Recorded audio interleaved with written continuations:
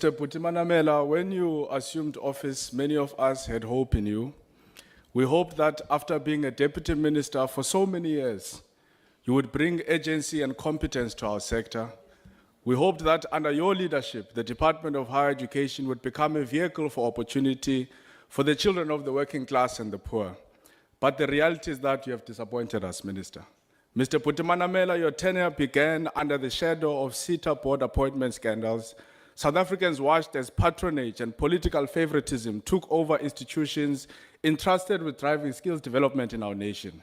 Mr. Putimanamela, Parliament and the people of South Africa will not judge you by your intentions alone. The people of South Africa will judge you by your actions and delivery. Mr. Putimanamela, we watched your very first press briefing as minister eagerly, where you set out clear expectations on stability, governance, efficiency at NSFAS, and a functional post-school system that would deliver for the students and youth of this country. But when we place those expectations against reality, a disappointing pattern emerges. Let us begin with vacancies in your department. How do you explain that across universities, TVET colleges, SETAs, and other entities, critical vacancies still remain unfilled? With so much unemployment in our country, acting principal, acting CEO, acting director, acting DDG, permanent features under your leadership. It's Hollywood, everyone is acting. You spoke about stabilizing governance, yet instability persists. You spoke about strengthening accountability, yet oversight and administrative gaps remain. Mr. Putimanamela, during the State of the Nation address, the President of the country promised us a university in Ekurhuleni. By the way, the promise was first made in 2026 years ago.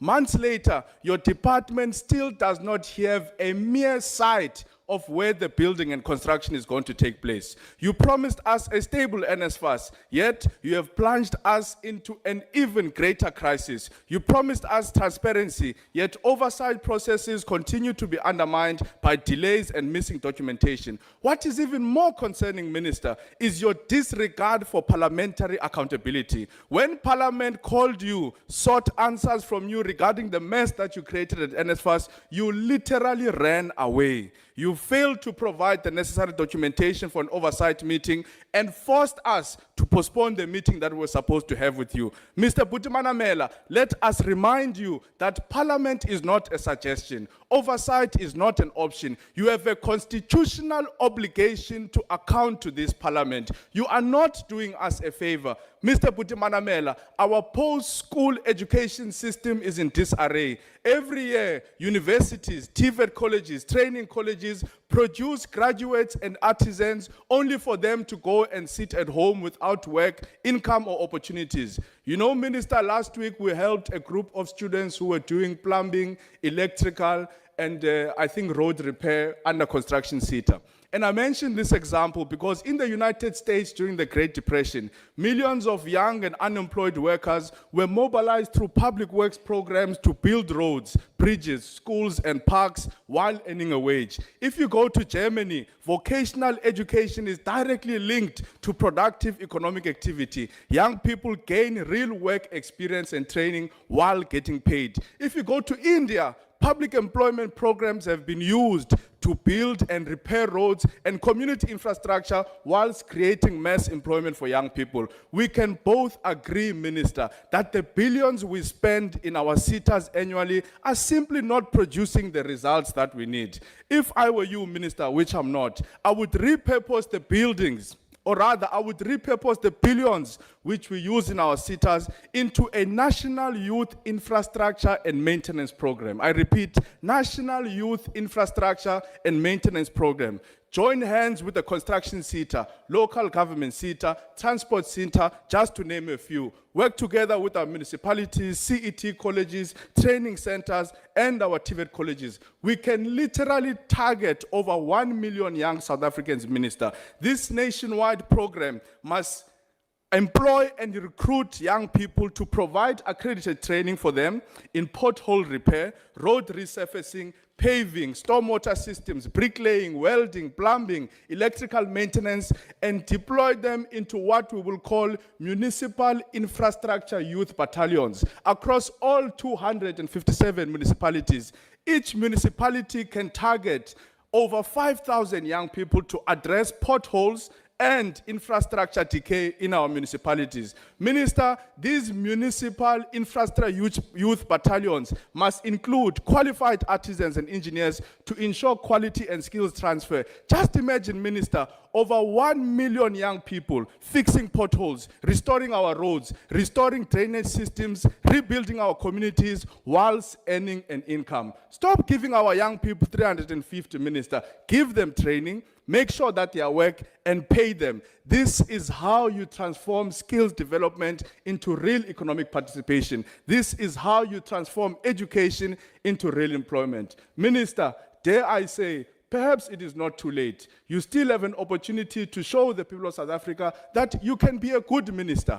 You still have an opportunity to show them that all these years you spent as a deputy minister did not go to waste. You have got that chance, Minister. It's either you are going to stand on the side of truth, you are not going to want to deploy your comrades into our entities, you are not going to want to collapse our entities, Lonzi, you are going to stand with the youth and time is students of expired. South Africa.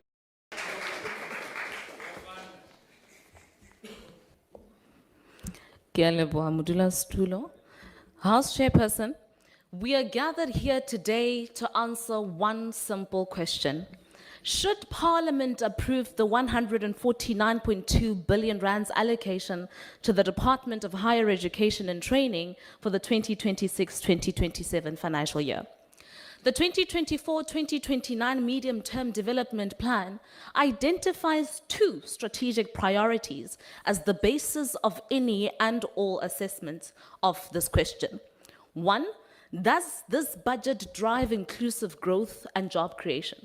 In other words, does the APP of the department guarantee increased employment and work opportunities? If so, based on the department's annual performance plan, are we able to reliably calculate, verify, and measure the department's performance in achieving this objective? Number two, does this budget reduce poverty and tackle the high cost of living? In other words, does the APP of DHET secure training and the transfer of skills for this economy? And if so, again, based on the department's APP, are we able to reliably calculate, verify, and measure the department's performance in achieving this objective? House Chairperson, the Auditor General of South Africa conducted a proactive review of the 2026-2027 APP of the Department of Higher Education and Training. Their review assessment concludes the following. MDTP targets are not adequately addressed in this APP. Planned annual targets will result in delayed legislative success. 3, indicators do not measure the desired performance while there is an inconsistency between quarterly targets and annual targets. Some planned performance targets are not reasonable while others are not aligned to the MDTP. And that this department's means of verification and the methods of calculation that they use to measure the strategic role and responsibilities of the department are inadequate. See, the bottom line here is that DHET does not have a results-based approach to measuring their performance.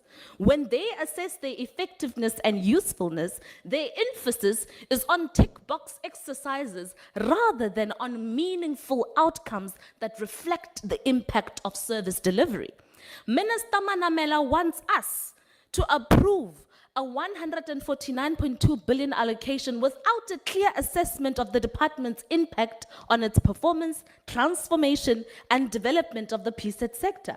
Minister Manamela wants 149.2 billion rands allocation without guaranteeing the sponsors of this budget, being the people of the Republic of South Africa, value for money in return. That is just plain nonsensical. House Chairperson, outside the AG's advice, we already know that this budget does not drive inclusive growth and job creation. We already know that this budget does not reduce poverty and tackle the high cost of living. Why? Because the skills development model of this department does not translate to tangible skills development, job creation, and economic growth. Instead, all it does is to perpetuate the misalignment of skills transferred and the needs of our economy.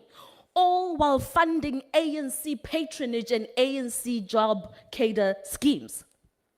When the construction sector isn't funding the alleged criminal life of Vusmuziket Matlala and his likes through unaccredited training agencies, its administrator is setting his own 3 million rand salary package without authorization. All while SETAs don't have a state information and technology agency verified database to prove the training they conduct with the 20 billion rands we give them every year. See, since the 2015-2016 financial year to date, SETAs have racked up a minimum estimated 4,218,186,000 rands in fruitless, wasteful, and irregular expenditure. And this excludes the previous financial year, and it also excludes unaudited years. The solution here is simple, Minister Manamela. Scrap SETAs and improve technical and vocational learning. Abolish the 1% skills levy in its current form and redirect all grant money to empowering TVET colleges. Minister Manamela, the Skills Development Act already empowers you to dissolve SETAs. All that is missing is your political will to do what is right. Put an end to corruption, save South Africa's taxpayers' money, and transform skills development. We must abolish the 1% skills levy in its current form and empower employees to choose their own training providers, whether private institutions, TVET colleges, or universities that best meet their sectoral and local needs. Such a decentralized, demand-driven system will foster competition, innovation, and accountability, in contrast to the centralized, corrupt, and inefficient SETA model. The bottom line here, Chair, is that we must scrap SETAs and strengthen post-TVET job placements. And we need to account for every cent of taxpayers' money spent in this department that starts with APPs that make sense and ends with a skills development model that is aligned to the MDDP, one that it drives inclusive growth and job creation, one that reduces poverty and tackles the high cost of living. I thank you, House Chair. Thank you very much, Honorable Khakhau.